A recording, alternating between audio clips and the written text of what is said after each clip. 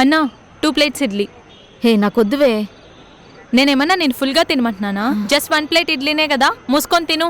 ఇందుకే నీతో రానని చెప్పింది. ఏదోటి చెప్పి కన్విన్స్ చేస్తావు.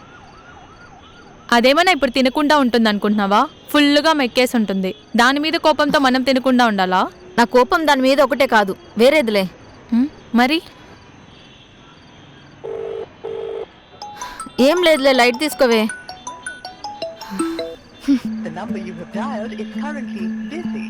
ఎందుకే జై అన్నిసార్లు కాల్ చేస్తున్నా లిఫ్ట్ చేయడం లేదు?